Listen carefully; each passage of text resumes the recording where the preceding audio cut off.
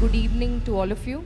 This is the last session of the day, and I know you've been waiting for everything to properly close. So we hope to keep the discussions interesting and hope to capture your attention. So the session we are actually talking about is how do we drive the adoption of commercial vehicles in India. And I think the rationale for electric vehicles is pretty clear by now. We have had multiple sessions where the speakers have talked about EV adoption across different segments. So be it the India's rising fuel import bill and government's initiative to maybe increase indigenization of the components and have more make in India, the rationale for electric vehicles is pretty much clear. But when we look at the actual numbers, we see that commercial vehicles specifically has been lagging quite behind compared to all the other segments. So if you look at it, till date, I think around 53 lakh vehicles since beginning have been sold in India, and 20 lakh vehicles were sold last year. And much of it is in the e-3-wheelers, e-rickshaw, e-cart space. Commercial vehicles, if you look at it, if you look at the numbers, it's around 9.5 lakhs. And less than 1% are electric. So I also want to sort of bring one bit of clarification here. It's when we talk of commercial vehicles, we are not just referring to electric trucks and buses.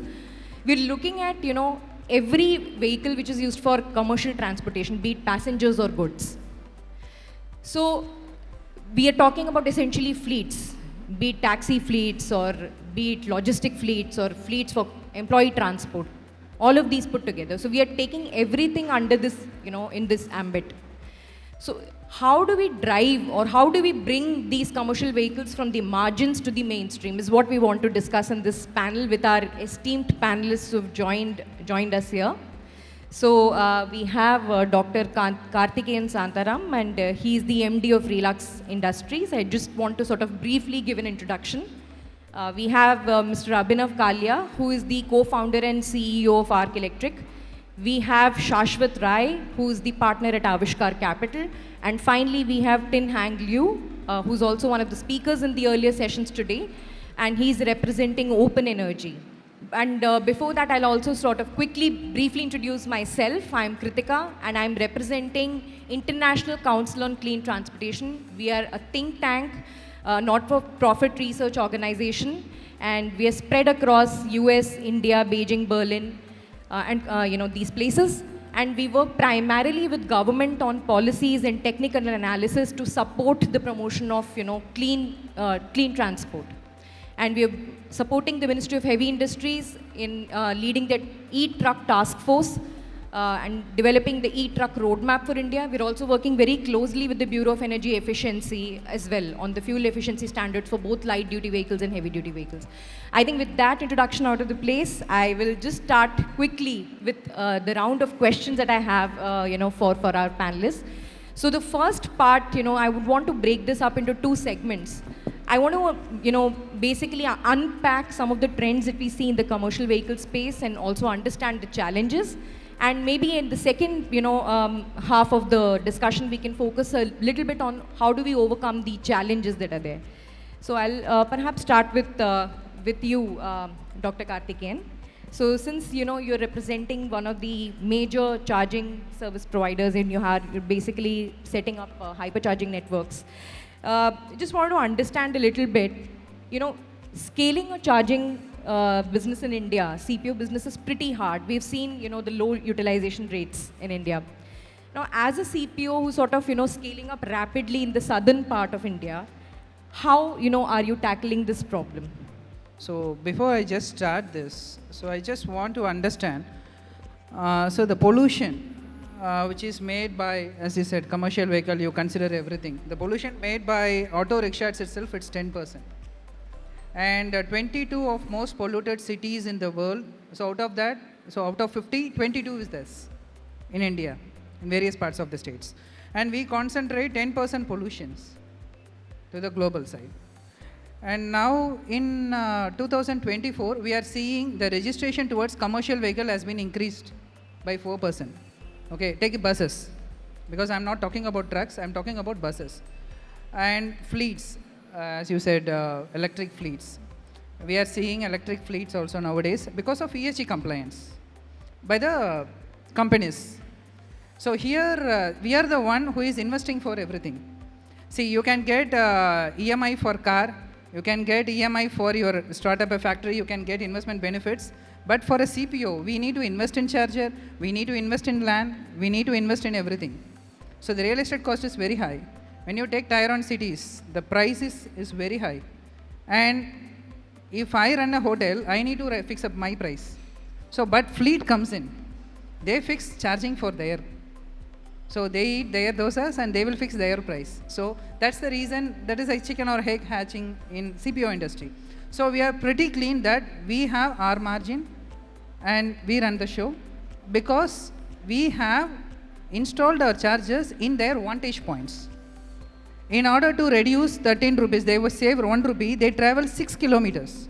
They never consider the empty miles they are traveling. So we put the charger where they require. So first of all, in our country, we don't know what we require. Okay, so we do what is available. So we clearly understand what is required and we will do that. Maybe initially we started in 2019, we started with 30 kilowatt. Now we are talking about 60 kilowatt and 120 kilowatt. Because initially the Tata cars which been taken 30 kilowatt. Now Mahindra has launched the chargers is taking up to 180 kilowatt. So people not ready to wait. They want fatafat charging. So in that way, fast charging is a major task. And one more thing in CPO industry is we need universal charging stations for everything. We can't cater a separate charging station for three-wheelers, separate charging station for trucks, separate charging station for buses. So petrol pumps, how petrol pumps are there? You can, anybody can go, anybody can fill, anybody can out. So the same thing we are looking. So that's the reason we are setting up hypercharging network. Because when we go with the restaurant people never concentrate. They see we scope of work is run the restaurant, but instead they are concentrating on what is the charging revenue. Okay, so it is an allied business for them. It is not a mainstream business. So that's the reason we are now taking over the land. We are acquiring the land or long-time lease. So we have the control on the land, so we can give a less charging price for this bus operators. Imagine if somebody buys a car, they can't travel daily Chennai to Bangalore. But if a person buys a bus, he has to run daily. And I get repeated business. So for that I will invest. So only thing is I need to cater this 40 people in a decent way and he has to plan accordingly. So when the business goes, we should not crunch with the land rental. We should not crunch with some other operators. So this is a way we set up. So we acquire the land, we completely set up the charging station and this charging station is open for everyone. We are not dedicatedly setting up some charging station. We are not at all into captive charging stations. All our stations are public and open for everyone. So how much they use, that much we can give discount. So in this way only, it will be helpful for a long time run because it is so much capital intensive business. So just a follow-up question. So you mentioned that you set up charging stations for everyone. So does that mean two-wheelers, three-wheelers, light commercial vehicles, all of that put together in a single site or? I'll tell you again. So 15% of the pollution is contributed by heavy commercial vehicles. Okay, so we are concentrating on heavy commercial vehicles like buses and trucks. So because autos, fleets, you can get it, it is require low power. So anybody can set up. But getting power, see, I'm talking about the two major polluted sector. One is energy, one is automobile. I'm handling both. So we should not burn again the coal power, right, to run the charger. We are moving into group captive. So when you want to group captive, the utilization of the charging unit should be higher. You can't run the show in the rooftop unit, it will not work for a long time. Because the vehicles are increasing like anything. Even as the charging stations are growing in 10x growth, as our revenue is also growing 10x, charging station demand is also growing in 10x. So we need to cater the demand. So in a demand only, we need high powers to be accumulated. And we need to consider the power fluctuations, the power terrain of India. So a lot of things are there. Imagine when you are running a highway bus, if the power cut, what will happen? I should not use the generator. Now we are working with BESS. So a lot of things, see, it is about net zero. So net zero comprises of as well as power also. So how much I need to reduce the coal dependency in charger usage also we are concentrating. So in that way, we are fixing up and we are contributing net zero emission. Very interesting. So you mentioned that you control the land, and that's an interesting business model. I think with the same thought, I'll move to tin at this point. Tin, because we're discussing charging infrastructure, is one of the important components of the ecosystem of commercial vehicles. And you actually are representing a company which is into battery swapping solutions. So just want to hear from you, like China, for example, is a country which leads the penetration of e-trucks at 7%. And in India, we have very ambitious goals for electric truck penetration as well. And this story that we've seen emerge from China is that most of these trucks are actually battery swap capable. And they're not going the hard infrastructure route, but this battery swapping is the preferred route for China. Now, what do you see that, how do you see that playing out in the context of India, especially if we want to have like battery swapping solutions for short haul, services? I think that, first of all, charging and battery swap will coexist. It's not going to, one is not going to kill the other one, okay, first. Second, I think that it's interesting to see China because they move faster than other countries, okay, even in the raw materials, even right, even in the battery cells, and even in the fast charging and normal charging, they have the largest infrastructure.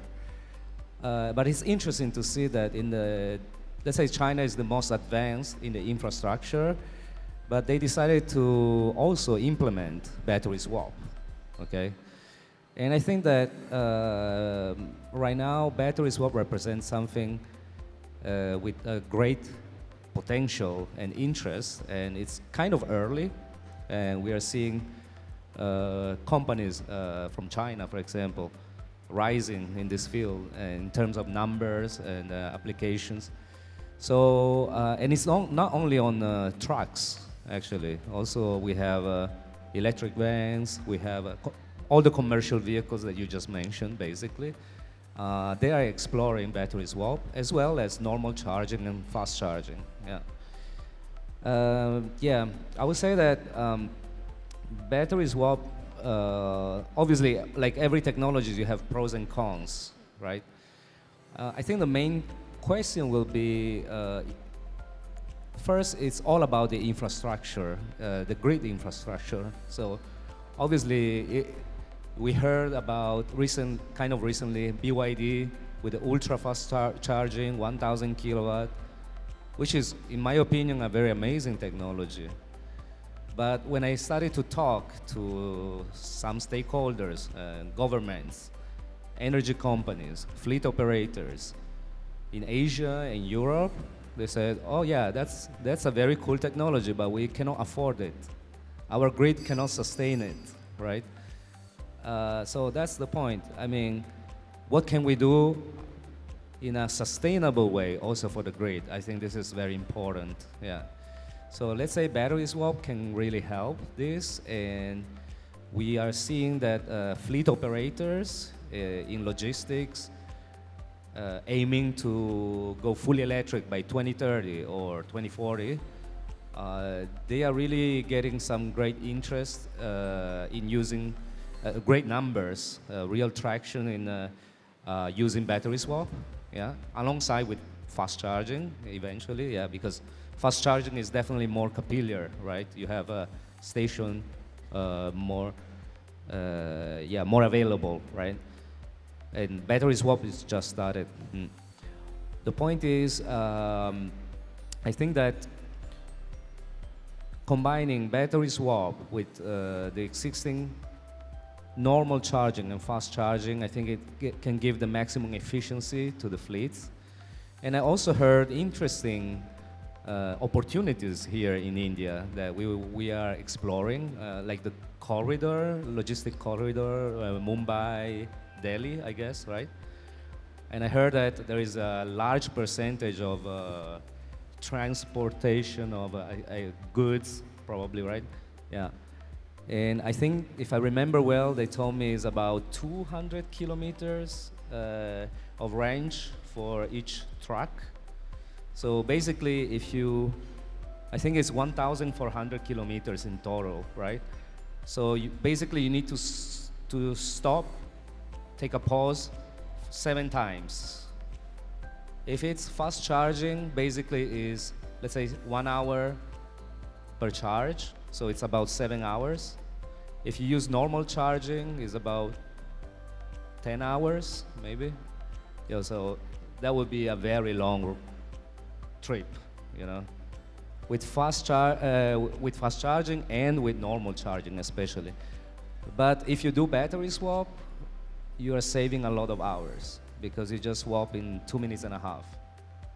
And then in the previous panel, we were talking about real estate as well. Imagine keeping in a land, let's say 20 trucks. It's a big chunk of space, right? Yeah. And you have to keep them there to charge 10 hours. It's quite a lot, almost half day we're talking.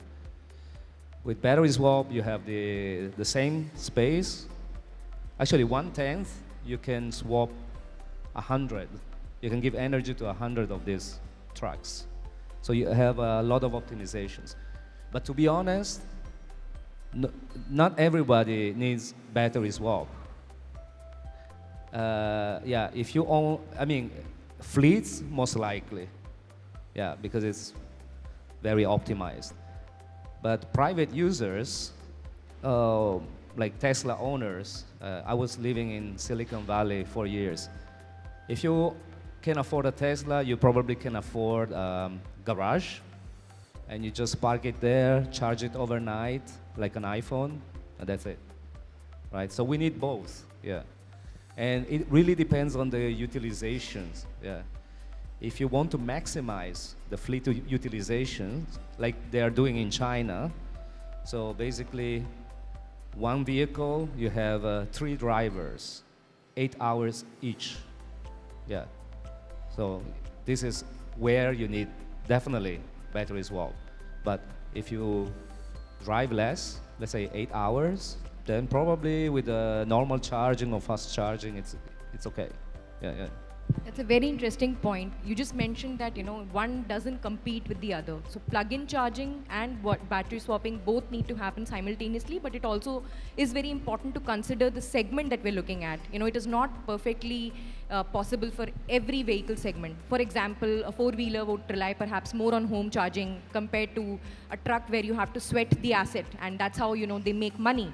So you need fast charging, you need battery swaps there. So that's a very interesting point. I think from charging infrastructure, I would now like to move on a little bit deep dive into fleet charging, and that's where I would like Abhinav you to come in. You are representing, a company which is into B2B cab services, right? So we see like among the fleet electrification story which is playing out, there's a very strong interest which is coming into, employee transportation or fleets for employee transportation. How big do you see the market opportunity for, electric corporate fleets for employee transport, and what do you see are the major popular ownership models there? Thank you for giving me this chance to be here and sharing my thoughts on this insights on the question being asked. We need to understand the basic first, like why we require this decarbonization to be happen in India. Why government is so much pushing since last 7-8 years about it. Because if you see the figures which is going in different forums, we discussed at Paris, Impact, COPE and everywhere, India contribute approximately 10 to 15% of the carbon emit worldwide. It's a big concern itself. And out of India itself, 45% of the carbon emission will take place from the commercial vehicles. That is again a big concern.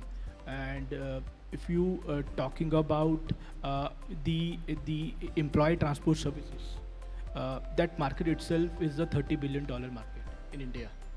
So if you talking about the pace at which the growth is going on in terms of adopting the EV vehicles by the big MNCs and the corporate house along with the central ministries and the PSUs, since last 3 years it's been growing at approximately 18 to 20% CAGR. And we need to understand another basic is that after paying the employee remuneration, the second biggest cost which any company bears, that is about their transportation and vehicular movement. So that is something which hurts them a lot. And apart from that, there is a mandate coming from the government side, SEBI and all the autonomous body who actually takes care of them, even your for organization also, wherein the clear guidelines have been quarterly review has been set for them. So that ESG norms has become the cup of tea in the board meetings now since last 2 years. So adoption is going at multiple folds. The only thing is, which Dr. Saab said, the scarcity of the last mile connectivity in terms of the charging operators. Though in the metropolitan cities, we'll try to address that in last 3 years, and has been increased to capture the downtime and the idle time, which is very important. As Mr. Lee said, utilization and sweating of the vehicles. Till the time you will not able to sweat the vehicle, you will not able to come on the unit metric, which is a positive on the positive unit metrics. So I would say that in terms of last mile opportunity, in terms of adopting the vehicle in the ETS model along with the leadership travels, the corporates are now become quite mature. They have set the target to replace their vehicles since last 2 years in phased manner, because there are ongoing tenders, there are ongoing commitments which are already given to the existing vendors.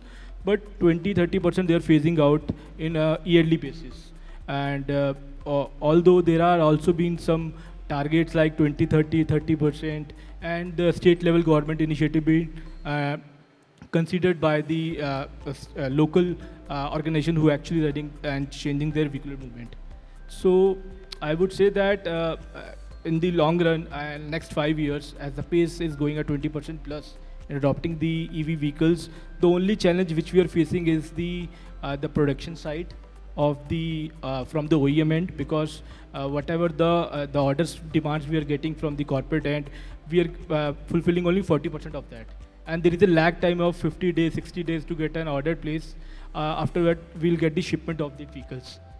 So 60 days means along with the registration period also. That take 15-20 days, sometimes 30 days, a month also. So 90 days cycle, something which we have to wait to roll out a new fleet into our organization, or to completely roll out their complete fleet into the EV segment. So at the last, I would say that this is a good opportunity. People are adapting in terms of the ETS solution, but the last mile connectivity and the charging operators and the lack of infrastructure developed, especially in tier 1 cities, where we are struggling to provide these ETS to the GCC, which is quite important for Indian government to address, which is still in the news nowadays. So they have started their regional offices in different tier 1 cities because of the low infrastructure costs and the low cost of the employing the employees over there. But this is something which is there in the agenda for the Arc Electric along with the charging operator to establish themselves in the phase 2 for tier 1 and tier 2 cities to cater the requirement. Thank you. So you do seem very optimistic about the market for employee transport. I think the reasons are very evident with the growing congestion in the cities and the ridership which is declining in public transport, and employees being under a mandate to comply with their ESG goals as well. This seems like a very good opportunity for them to provide electric fleets. So that's something that is well taken. I think at the same time, I would want to hear from Shashwat.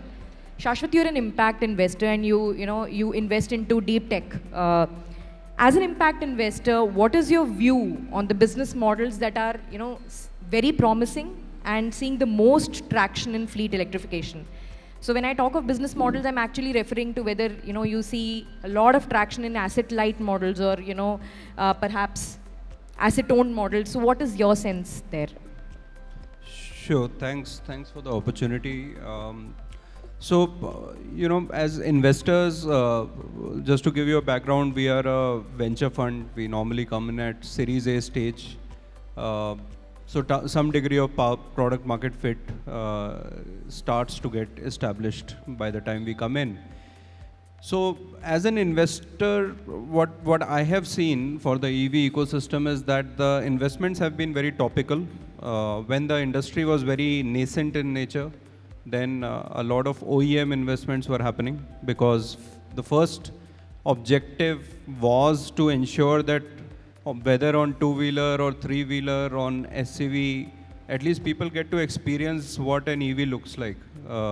Because the ICE industry still continues to be a fairly dominant, well-established, mature industry. So if a nascent industry has to make its place, then first people have to experience what kind of, what kind of proposition an EV vehicle can offer. Now I would say that the industry is moving towards phase 2, where a lot of optimizations are happening. For example, one of the big themes that we are seeing is that there's a lot of indigenization of technology happening. Initially, in the formative days, there was a lot of dependence on more mature markets, be it the European markets for four-wheelers or for two-wheeler and three-wheeler dependency on Chinese companies. But what is suitable for those geographies is not necessarily the most suitable technology for India, is a growing realization. And hence, now a lot of indigenization is happening. So you will see a lot of ecosystem players coming up, battery companies, battery management system companies, charging operators, second-hand marketplace, financiers, the entire ecosystem, which if you compare for the ICE vehicle ecosystem, it's a very mature ecosystem which has taken a sizable 30, 40 years to mature from early days in 1980s in India, right?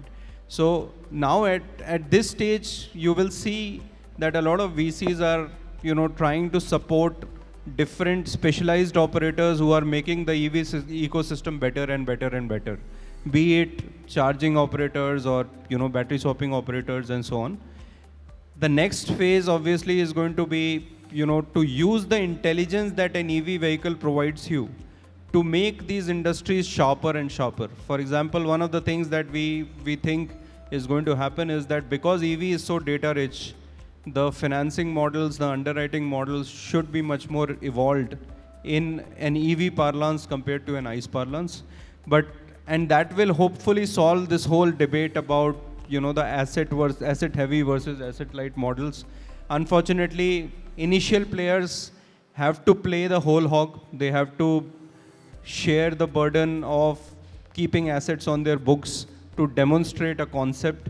But beyond the point, the scalability of the models start getting impacted. If everything is loaded on a balance sheet of a startup, there's a lot of equity dilution which keeps on happening over a period of time. And with scale, when the asset deterioration happens, then very unpredictable kind of, financial scenarios start emerging. And none of the, whether it's a venture capital investor or private equity investor, none of them want to deal with so much variability when it comes to, balance sheet of the companies that they are handling. So it's a phase by phase development. What really bodes very well for EV in India right now is that the first phase has gone on. There is a reasonable degree of adoption across the spectrum. Now the optimization leg is in play, and I think third leg of data and collaboration will possibly spur a very different level of growth in the ecosystem. Thank you, Shashwat. That was a very interesting, perspective that you brought in on how the entire ecosystem is evolving. Like, keeping the assets on their books, optimization is the second phase, and finally, moving on to completely streamlining this entire, the operations. So this is a very interesting take on the entire the change in the ecosystem that you're envisioning. I think we can now move on to discussing perhaps some of the challenges which many of you have touched upon, perhaps not in detail, but what do we do to overcome these challenges to enable the transition? I would first start with Abhinav. You're a B2B tech-enabled cab services provider. One of the important things for for fleet electrification to be successful is the integration of advanced technologies, right? Be it battery health monitoring or telematics. This is very central to fleet electrification. Now, when you say, you are, optimizing your operations to, reduce the downtime and all of that, how are you really, what have been your lessons from the field, in practical operations, and how have you dealt with those? See, we need to understand the ecosystem from the ground level first. Like, who are the actually owner of this vehicle? Who actually been the face of the vehicle for us? That is the drivers. So we need to make them first educated about this technology. Like, you cannot send a driver initially 2 years ago to a charging station or to somewhere else to get charging done by their own independently, and to get the scanners to be evolved over there and do the transaction over there. And apart from that, we need to understand, like, this whole ecosystem which we are talking about, the bottom of the pyramid, which is driver. There are a lot of pilferage going on over there also. So we need to tackle it in terms of technology, because the anxiety of range is something which we have initially seen in the phase 1 2-3 years ago, wherein we have a very less kilometers to run, versus the current scenario in which we have enabled different technologies system which help us to understand what is the actual range and the capacity of the battery left to run for another run to generate the revenue for us. If you're talking about 2 years ago, we are reliable only on the basis on the judgment and the data being given by the drivers on the app, like how much percentage of battery is left, and so on. But now with the integration of advanced tools, ADAS and all these kind of things, we are able to at least understand the fatigue and the strength of the battery, and also to understand the life cycle of the battery, how to maintain that in terms of charging it with the slow and the fast charger. Because if we are giving a fast charger every time, it is equivalent to the giving a steroid to somebody. It will reduce the life cycle, and whatever we have taken the commercial vehicle for a lease plan for 4-5 years as of now, we can able to utilize it for only 2-3 years, and rest of the years we don't know how to utilize that vehicle, because battery plays 60% of the vehicle cost over there. So with the introduction of technologies and the AI, and along with the integration with the connectors being given by the OEMs to us within our apps, now we are able to have a predictable information with us, how much dry run we have done, how we further optimize the routes so that utilization of vehicle can be done, and the last mile connectivity, how we can be able to do the routing in such a way for the employee transport services, so that the single charge will at least run for 200 kilometers and we can able to utilize efficiently. So this can be enabled by introducing different technology, help of the different AI tool and in-house technology developed by our company, and with the help of the OEM and the local charger operators. Noted. So integration of AI and in-house technology development. On that note, I would want to bring in Dr. Karthikeyan here. So how important do you feel are the role of partnerships in creating a seamless charging infrastructure network? We are seeing this play out in the Europe, where 4 of the biggest CPOs have formed an alliance called Spark Alliance, where they are providing 1,700 stations. Do you feel, when we talk about alleviating the range anxiety and reliable charging infrastructure, do you feel such an initiative like we get into a partnership of sorts between different CPOs will work in India? That's question 1.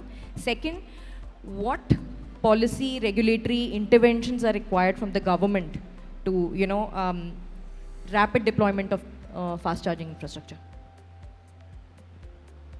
So there are 2 contradictions in the question. OCPI integration will never be seamless. Okay, combination of CPOs will never be seamless, because everyone, it depends on, initially we procure charges from everyone. Okay, I don't want to name the OEM. So we procure charges from every OEM. So when we stop procuring from them, the service from their side is stopping. Okay, and everyone will come to my station, they will say that Relux charger is not working. Nobody says that OEM charger is not working. Okay, because we are the brand who is facing the customers. So we forced to enter into manufacturing. We acquired a manufacturing unit. We started our own manufacturing contract. So now we understand the product. So seamless means it should work at any point of time, right? The customer should not face any hassle. That is the point. So as sir said, drivers. So educating drivers itself will take around 3 months too.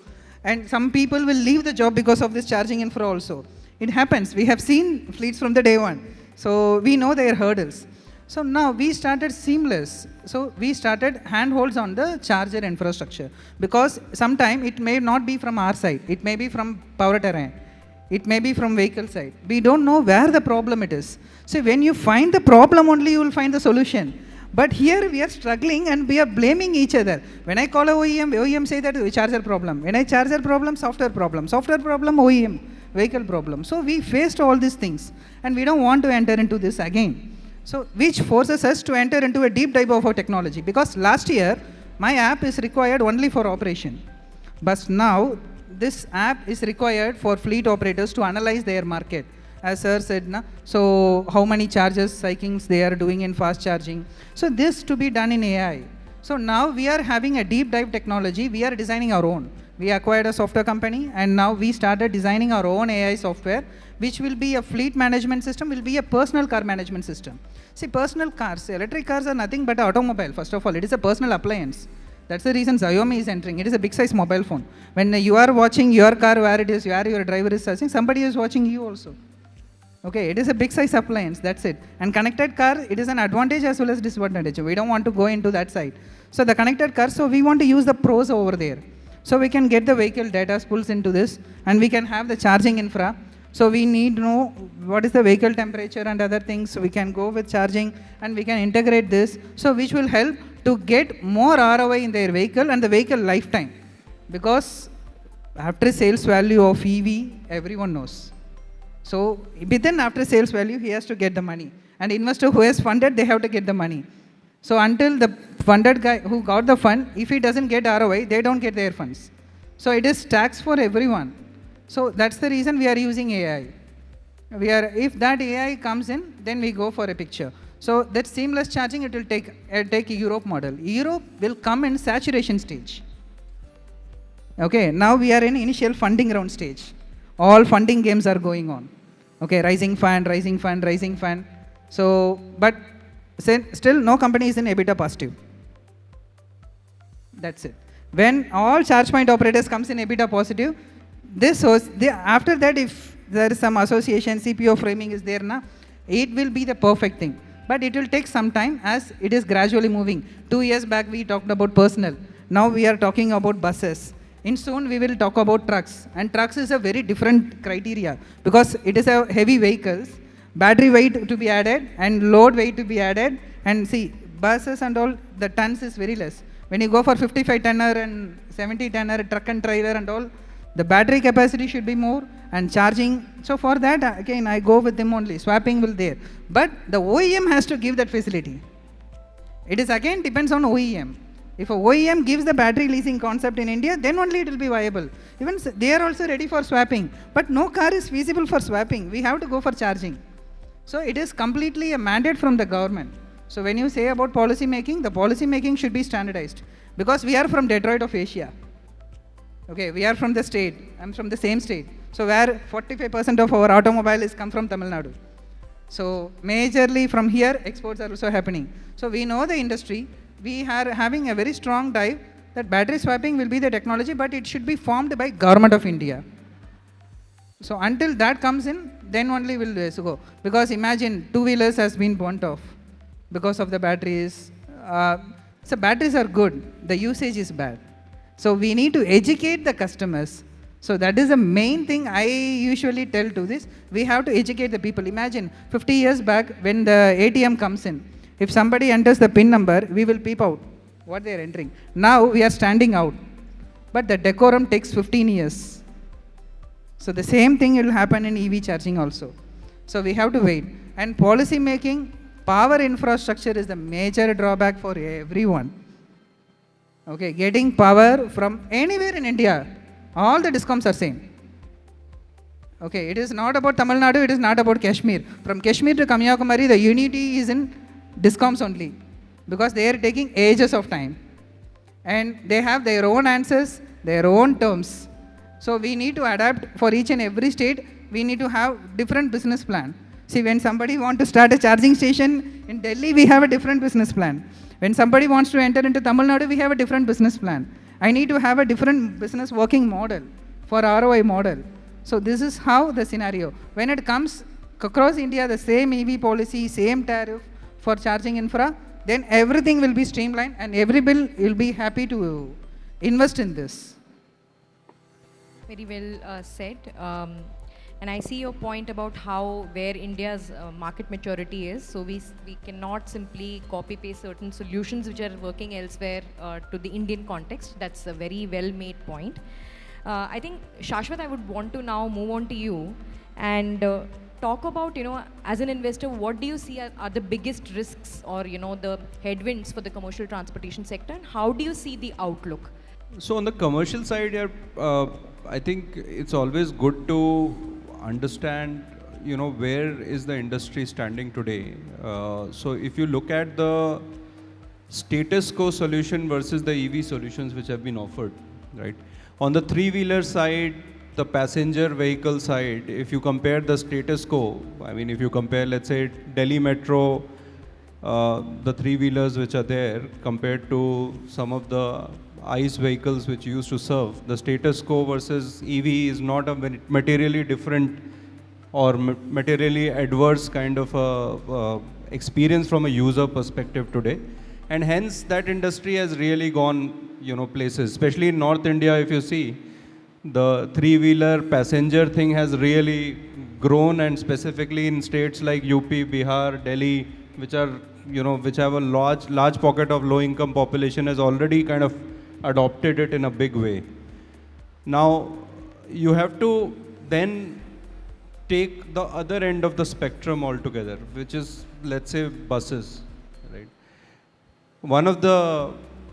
Some people should definitely talk to some of these bus drivers. I was doing that last week. I was speaking to a couple of best bus drivers who have now moved to EV. And they said they miss that good old bus which used to be there because that functioned.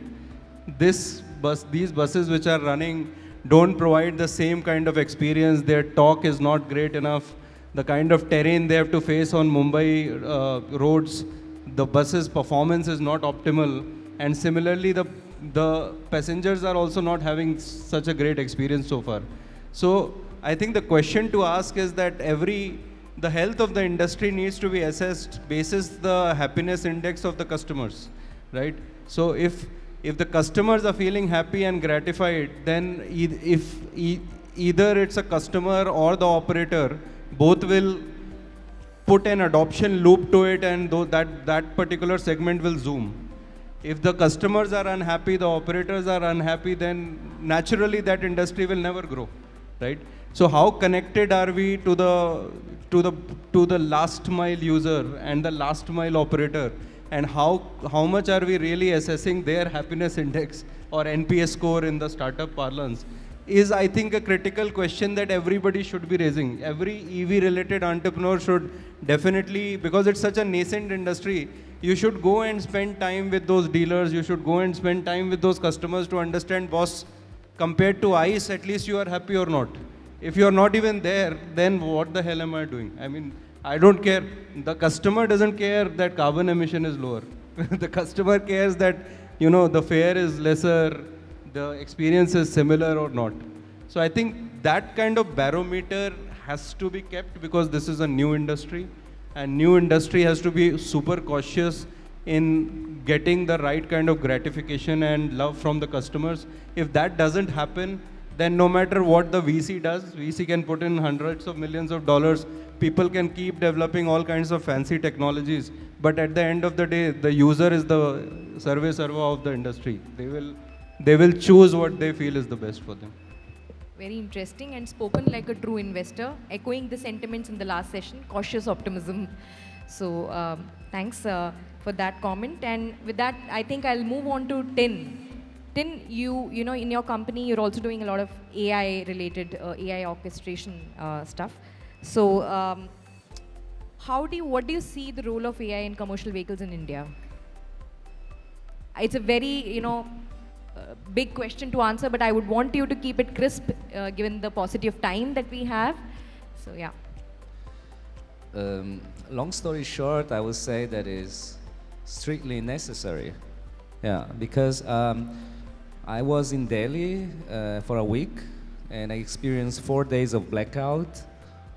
And I cannot imagine how India will be by introducing millions of EVs, charging synchronously, and I just don't see that, you know.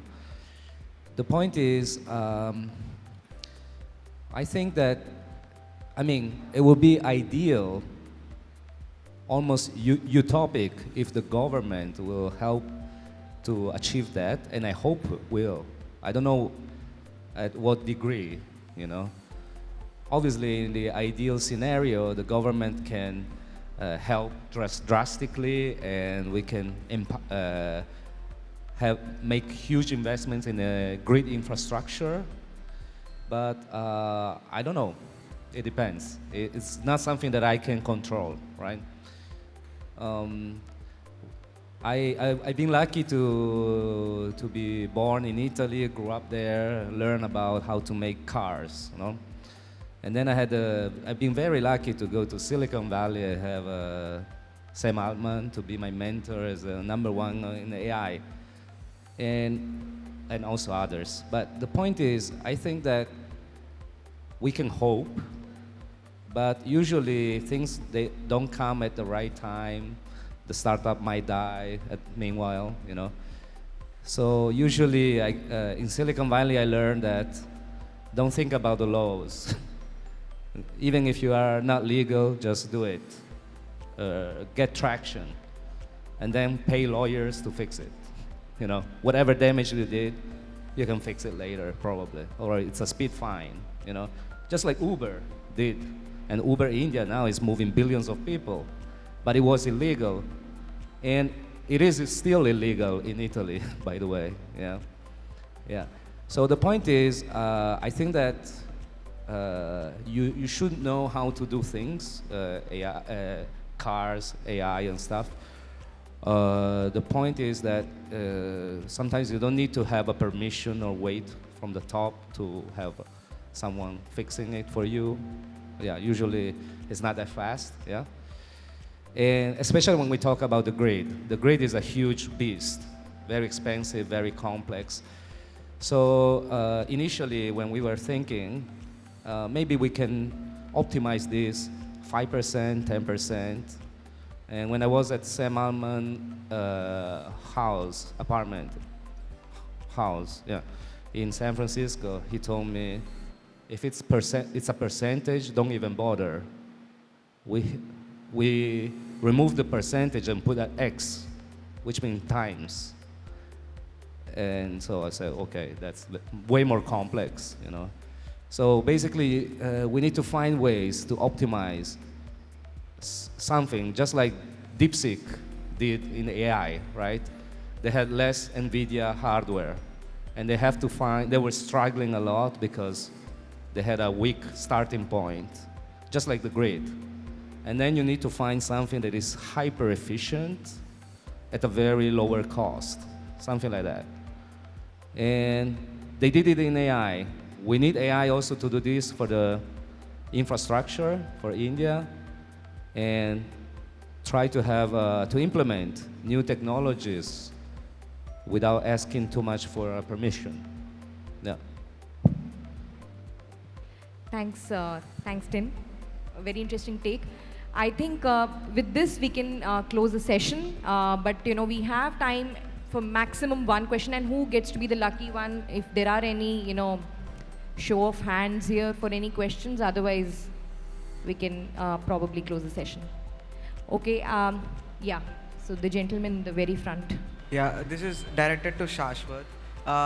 There are a few terms which I wanted to clarify. You have spoken about keeping assets on books for already existing EV companies, and also having asset-light models. Can you care to brief more about that?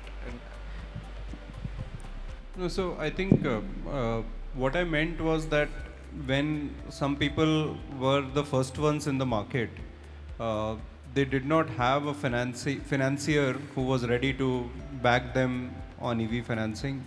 whether it's EV financing or EV related asset financing, those solutions were just not there. So for them to start working, they had to, for a proof of concept, they had to basically take these assets on the books and at least start their journey. But obviously that's not a very scalable model. Over a period of time, this has to graduate into a hybrid model. Ideally, if it becomes a very mature kind of an asset portfolio, securitization solutions should start coming in.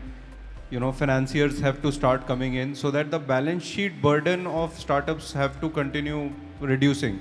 Otherwise, for a very balance sheet heavy business, there are very limited capital providers in the market today, especially in a new sector. And secondly, the asset losses can be very high because it's a new sector. There are so many learning curves which are there. And those asset losses can pretty much wipe off the net worth of the asset if there are some black swan events which happen. So both ways, it can be a very dangerous situation if startups continue to just keep all the assets on their books and tread the journey for a longer period of time. I think the organizers now have time anxiety, so we better close the session. It was a very interesting session. I had like stellar views from all the panelists. Thank you so much for joining us and sharing your views very candidly with the audience, and taking time out from your busy schedules to do this panel discussion with us. A very big round of applause for the panelists. Thank you so much.